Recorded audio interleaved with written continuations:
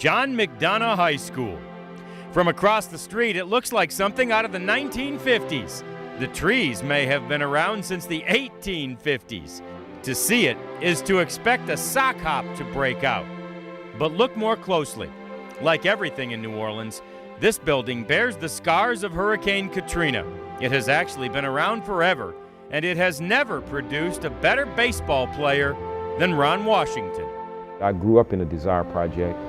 I moved out of there as a youngster, and I would have attended Carver, but I ended up going to another senior high school. That school is, of course, John McDonough, a place Washington remembers fondly, a place Washington visits often, and when he does, he takes time to share his story with the young athletes of today. This guy told those young men his life story.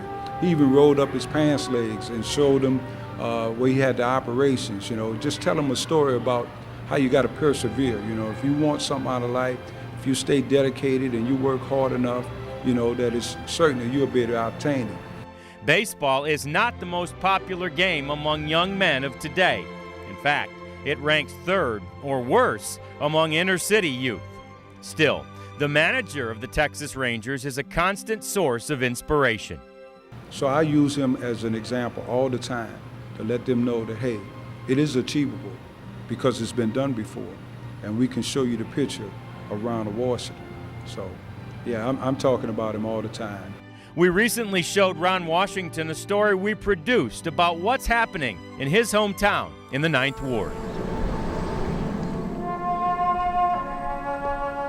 Just a few miles away in the 9th Ward, you could ask for more.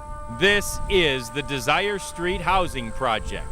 Or should I say, these dilapidated dwellings and piles of debris were the Desire Street Project. The trickling water is a haunting reminder of the storm that killed this community. Or did it? The name Katrina actually means cleansing. And I believe that in a weird way, God is cleansing the city. He's been cleansing a lot of things, and get a chance to start afresh in many ways, and hopefully make things good.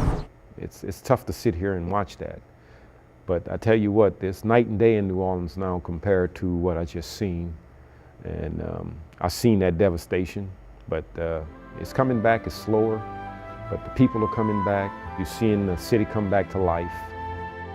Ron knows of where he speaks because while he no longer calls Desire Street home, he is a resident of the 9th Ward. This is his home, almost completely rebuilt.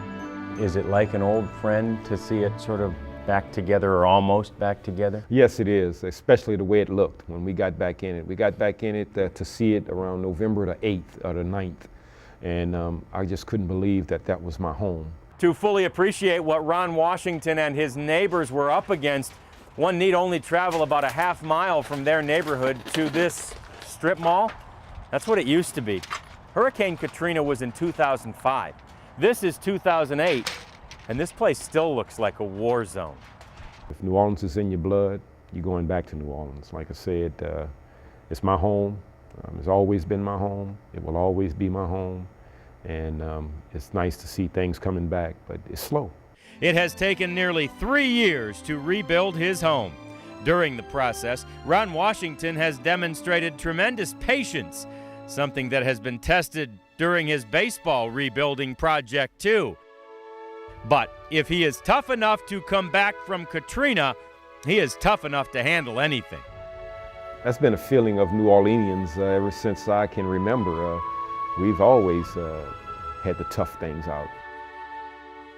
This is John Radigan reporting.